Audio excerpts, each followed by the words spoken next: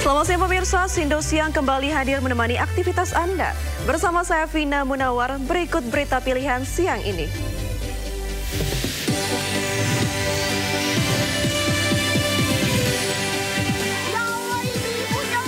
Kericuhan terjadi saat ratusan warga mengantri pembagian sembako murah di kantor Kecamatan Cipayung, Depok, Jawa Barat.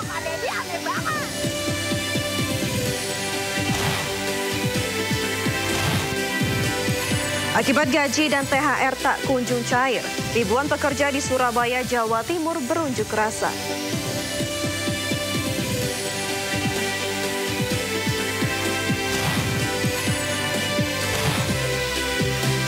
Jelang puncak haji, Kementerian Kesehatan mematangkan persiapan safari wukuf.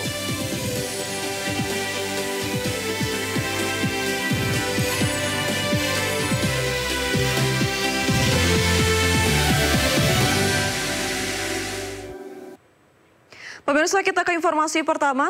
Kericuhan terjadi saat ratusan warga mengantri pembagian sembako murah di kantor Kecamatan Cipayung, Depok, Jawa Barat. Kericuhan dipicu ketidakjelasan informasi dan sistem distribusi dari pihak kecamatan.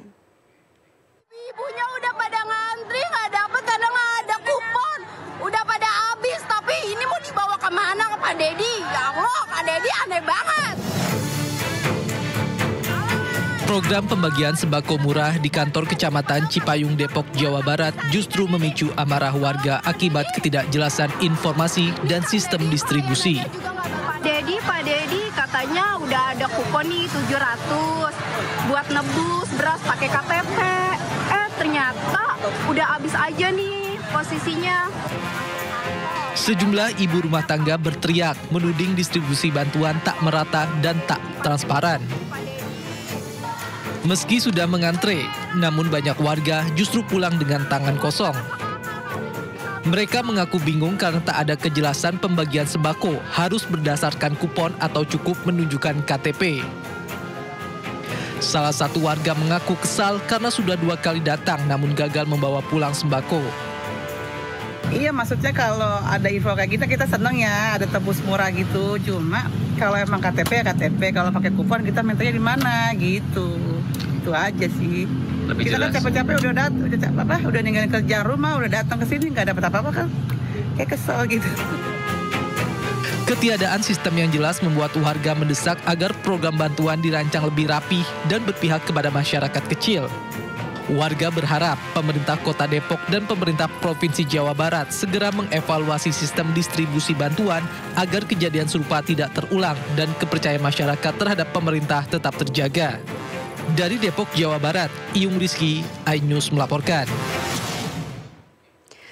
Diduga korsleting listrik, sebuah rumah kos terbakar di Jember, Jawa Timur.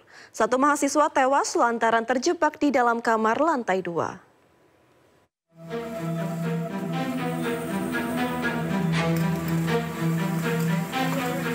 Petugas pemadam kebakaran berupaya memadamkan api di lantai 2 rumah indekos di Jalan Mastrip, Jember, Jawa Timur.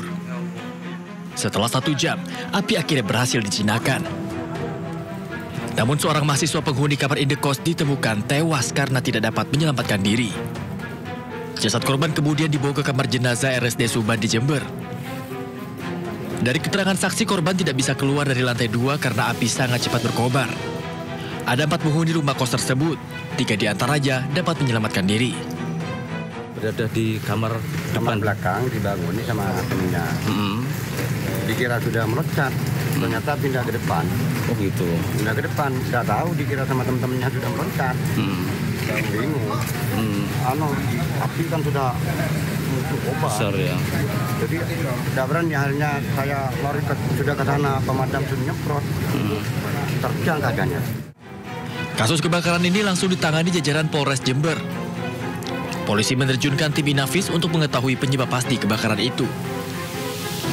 Dari Jember, Jawa Timur, Bapak Sugiyarto, iNews melaporkan. Pemirsa, seorang juru parkir diamankan polisi usai memasang paku di ban belakang mobil minibus milik wisatawan di Religius di Kota Pasuruan, Jawa Timur. Aksi teror tersebut viral, terekam video amatir dan diunggah ke media sosial.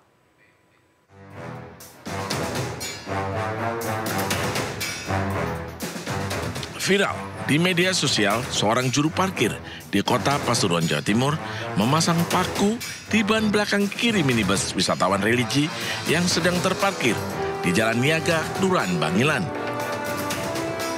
Tak butuh waktu lama, polisi mengamankan Dul Hari, juru parkir liar yang memasang paku tersebut.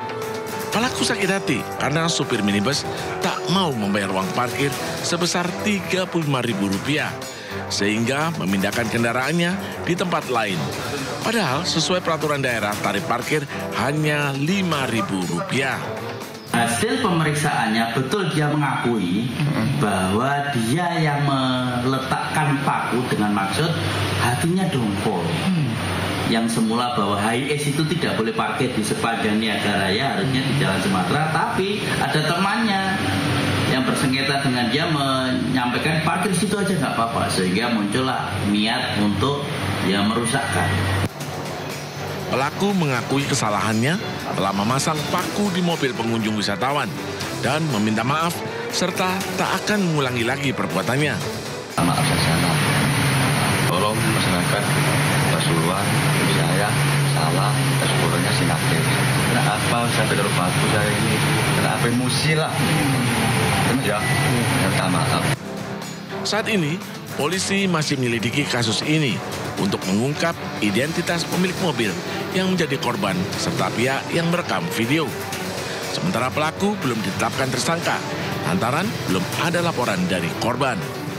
Dari Pasuruan, Jawa Timur, Jaka Samudra, iNews melaporkan. 3 debt collector merampas motor dari sebuah panti pijat di wilayah Cilincing, Jakarta Utara. Guna menakut-nakuti pemilik motor, salah satu debt collector ilegal itu mengaku sebagai anggota Jatantras Polres Metro Jakarta Utara.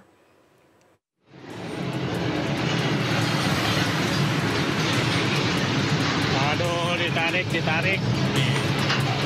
Beredar di media sosial video 3 debt collector merampas motor korbannya. Kabarin aja kalau tak mau ngurus. Ya. Ketiganya juga terekam kamera pengawas saat mengendarai motor korban. Korban pun langsung melapor ke Polres Metro Jakarta Utara. Polisi langsung bergerak dan menangkap pelaku utama berinisial E di rumahnya di Jakarta Utara. Saat kejadian, pelaku ini mengaku sebagai anggota Jatantras Polres Metro Jakarta Utara untuk mengintimidasi korban. Pada saat dia melakukan penarikan, dia mengaku sebagai anggota Jatantras Polres Jakarta Utara mendampingi 2 DC untuk melakukan penarikan kendaraan bermotor jenis Scoopy tersebut. Ya, kita pastikan mengaku-ngaku karena tidak ada satupun identitas ataupun surat tugas, kemudian yang pastinya dia bukan anggota kepolisian. Iya. Saat ini 1 pelaku masih diperiksa di Polres Metro Jakarta Utara, sementara 2 lainnya masih buron. Pelaku diancam pasal berlapis, pemerasan dan pencurian dengan kekerasan. Dari Jakarta, Rizky Falupi, iNews melaporkan.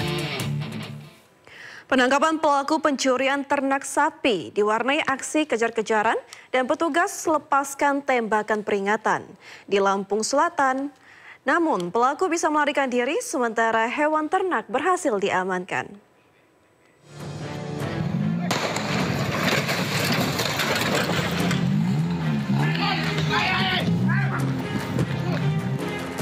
Inilah aksi kejar-kejaran saat penangkapan pelaku pencurian hewan ternak di Kecamatan Kalianda, Lampung Selatan.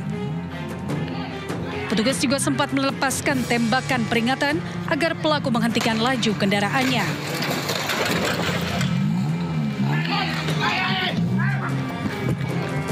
Pelaku yang melarikan diri sempat menabrak mobil petugas, namun pelaku berhasil melarikan diri dengan meninggalkan kendaraan tersebut di lokasi penghadangan.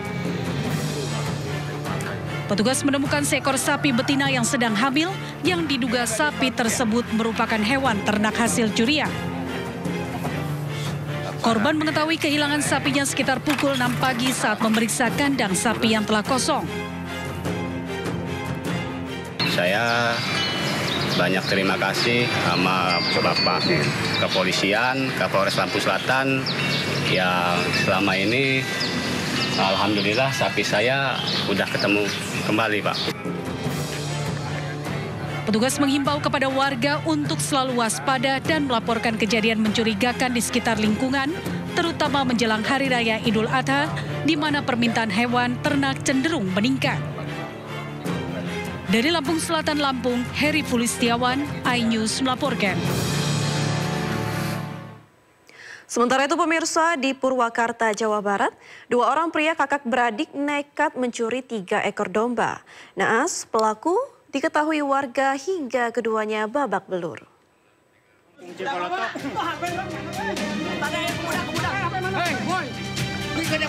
Dua kakak beradik asal Bandung Barat mencuri 3 domba milik warga desa Cibatu, Purwakarta. Saat beraksi, kedua pelaku terpergok warga hingga panik dan kabur. Tapi lantaran panik dan tak tahu jalan, mobil pelaku terguling. Kedua pelaku akhirnya ditangkap dan dihakimi massa hingga babak belur. Kedua pelaku kini diamankan di Polresta Purwakarta. Kebetulan tersangkanya adalah adik kakak. Sama-sama mengambil 3 ekor domba di kandang halaman belakang rumah korban. Marak pencurian hewan ternak jelang Idul Adha, warga diimbau selalu waspada. Tim kontributor iNews melaporkan. Aksi dramatis pengejaran komplotan spesialis bobol toko dilakukan oleh polisi di tol Pasuruan Sidoarjo, Jawa Timur. 2 pelaku dilumpuhkan dengan tembakan hingga tewas dalam penyergapan. Tutup kiri nih, tutup, guys, tutup.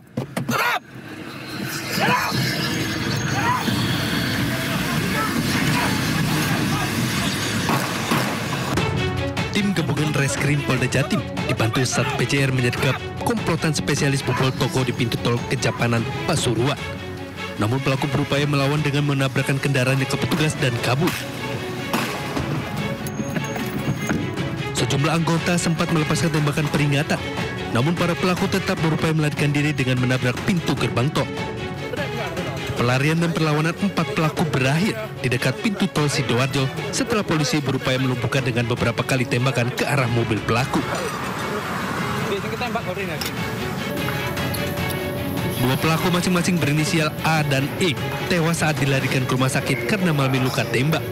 Salah satu pelaku lain berinisial R ditangkap, sementara 1 pelaku lainnya berinisial J berhasil kabur. Kita lakukan peringatan tadi, tembakan tetap melaju dan menabrak mobil petugas, lalu kita lakukan tindak tegas. Tadi 2 sudah dalam perjalanan MD, yang 1 melarikan diri di perumahan Kahuripan masih dicari, terus yang 1 masih langsung diamankan di ruangan. 1 pelaku berinisial J yang berhasil kabur saat ini dalam upaya pengejaran petugas. Dari penyergapan, polisi menyita sejumlah barang bukti, diantaranya sebilah parang, sejumlah alat pemotong baja dan linggis, sejumlah dompet dan uang tunai jutaan rupiah. Dari Surabaya, Jawa Timur, Hari Tambayong, iNews melaporkan. Proses evakuasi terus dilakukan di lokasi tambang yang longsor di Galian Si Gunung Kuda, Cirebon, Jawa Barat. Hingga kini sudah ada 21 korban ditemukan meninggal dunia. Upaya pencarian korban longsor tambang batu Gunung Kuda di Desa Cipanas, Kecamatan Duku Putang, Cirebon, Jawa Barat kembali membuahkan hasil. Pada Senin siang, tim SAR gabungan kembali menemukan 1 jenazah yang terkubur di antara material longsor. Jasad yang belum diketahui identitasnya ini ditemukan dalam kondisi utuh meski terdapat sejumlah luka dan mulai mengalami pembusukan. Jasad korban dievakuasi dari posisi awal di area tengah tak jauh dari ekskavator. Posisi ini sesuai dengan deteksi awal dari anjing pelacak yang sebelumnya mengendus 4 titik di area tersebut. Total hingga saat ini sebanyak 21 korban tewas telah dievakuasi dari area longsor. Petugas kini memfokuskan pencarian terhadap 4 korban lainnya yang masih tertimbun. Ini dan tadi ditemukan lagi satu mayat. Tadi masih belum diketahui namanya siapa. Tadi dibawa ke rumah sakit Arja Minang. Tadi di identitasnya perempuan atau laki-laki namanya siapa.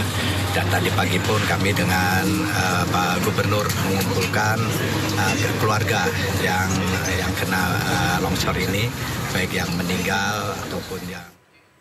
Tim SAR gabungan kemarin kembali menemukan 2 jenazah korban dari longsor tambang Gunung Kuda, Cirebon, Jawa Barat.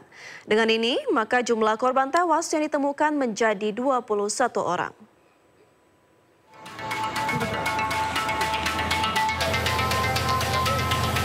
Dua korban yang ditemukan tewas diketahui bernama Sudiono, warga Kabupaten Cirebon, dan Siswanto, warga Kabupaten Majalengka. Dua korban langsung dievakuasi dan dibawa ke Rumah Sakit Umum Daerah Arjawinangun. Dengan penemuan kedua korban ini, maka total jumlah korban tewas yang ditemukan menjadi 21 orang dan 4 korban lainnya masih dalam pencarian. Terkait hal ini, izin pertambangan tambang batu alam Gunung Kuda Cirebon telah dicabut. Kementerian Lingkungan Hidup akan segera turun ke lapangan melakukan penyelidikan terkait kerusakan lingkungan yang ditimbulkan. Cirebon hari ini sedang ditangani oleh teman-teman Provinsi Jawa Barat. Berdasarkan data dan laporan surat yang kami terima tadi malam dari Bapak Gubernur, maka Gunung Kuda telah dicabut izinnya. Langkah selanjutnya setelah ini reda, maka Menteri Lingkungan Hidup akan turun ke lapangan untuk melakukan penyidikan terkait dengan kerusakan lingkungan yang ditimbulkan. Kementerian Lingkungan Hidup juga akan melakukan evaluasi bersama Gubernur Jawa Barat terhadap kegiatan penambangan serupa, di mana yang berpotensi menimbulkan bencana akan ditutup total. Dari Purwakarta, Jawa Barat, Irwan Ayus melaporkan. Guna menghilangkan rasa trauma anak-anak korban longsor di Cirebon, Jawa Barat, sejumlah poluan dan KPAID Cirebon memberikan trauma healing. Diharapkan upaya tersebut dapat mengembalikan keceriaan anak-anak setelah kehilangan keluarganya.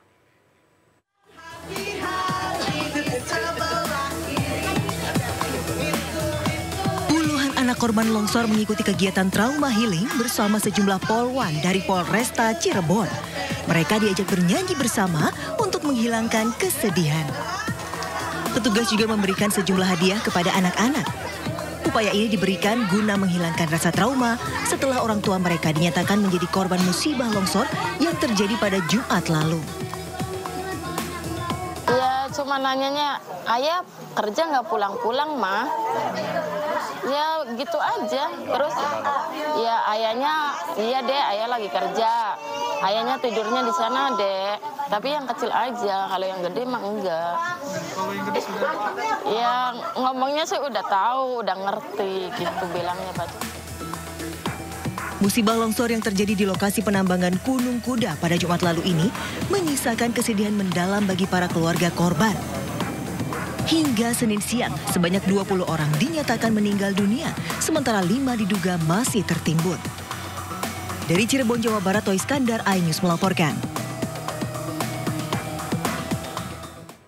Polemik pemakzulan Wakil Presiden RI Gibran Rakabuming Raka terus bergulir. Forum Purnawirawan Prajurit TNI melayangkan surat ke DPR, MPR, dan DPD RI. Informasi selengkapnya sesaat lagi di Sindo Siang.